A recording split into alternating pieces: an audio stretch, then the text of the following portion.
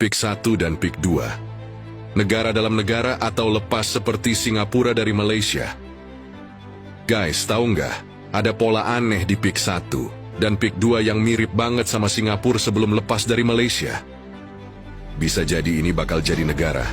Dalam negara, dulu Malaysia nggak nyangka Singapura bakal lepas. Mereka pikir cuma pusat ekonomi biasa. Tapi lihat sekarang, negara kecil itu malah lebih maju dari Malaysia sendiri. Fakta yang mengejutkan, Singapura dulu bagian dari Malaysia sebelum akhirnya lepas tahun 1960. 5. Penyebab utamanya adalah ketimpangan ekonomi, konflik politik, dan dominasi modal asing. Sekarang lihat PIK, kota elit di atas tanah reklamasi, dikuasai oleh segelintir orang kaya. Kenapa PIK 1 dan PIK 2 bisa jadi negara dalam negara? 1. Dikuasai konglomerat dengan koneksi global. PIK bukan cuma milik Indonesia, ada investor asing yang menanam modal besar di sini. 2. Isolasi sosial dan ekonomi. Lo perhatiin nggak? PIK itu beda banget sama Jakarta dan Banten. Dia mewah, eksklusif, dan seperti bukan buat semua orang. Bahkan tempat nongkrong dan harga makanannya aja lebih mahal. 3. Berdiri di lahan reklamasi.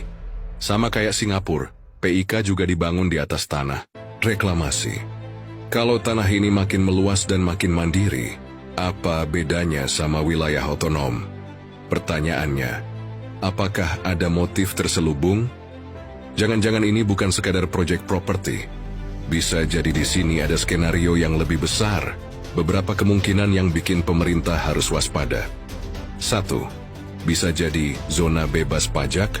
Kalau regulasi lemah, bisa jadi PIK akan menjadi wilayah dengan aturan pajak berbeda dari Indonesia. Investor asing bisa bikin PIK jadi lahan bisnis dan kantong ekonomi yang sulit diatur pemerintah. 2. Penguasaan properti oleh orang asing. Udah banyak yang ngomong harga properti di PIK nggak masuk akal buat rakyat biasa. Berarti dengan luas lahan di PIK 1 dan 2, hanya segelintir masyarakat Indonesia yang bisa beli. Sisanya siapa? Yang beli? Orang asing? Jangan sampai kita jadi tamu di negeri sendiri. 3. Pemerintah kehilangan kontrol secara bertahap. Kalau investasi dan pengelolaan di PIK makin eksklusif, lama-lama bisa aja otonomi penuh. Jangan sampai terulang sejarah Singapura. Dulu Malaysia nggak peduli dan nggak kepikiran, dan tiba-tiba Singapura lepas. Jangan sampai Indonesia mengulang kesalahan Malaysia yang kehilangan Singapura.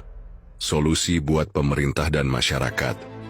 1. Perketat regulasi kepemilikan properti oleh asing. 2. Cegah PIK jadi zona eksklusif tanpa kontrol negara.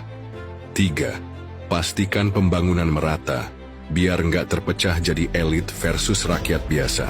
Kalau kita diam aja, bisa jadi nanti kita cuma jadi penonton di tanah kita sendiri.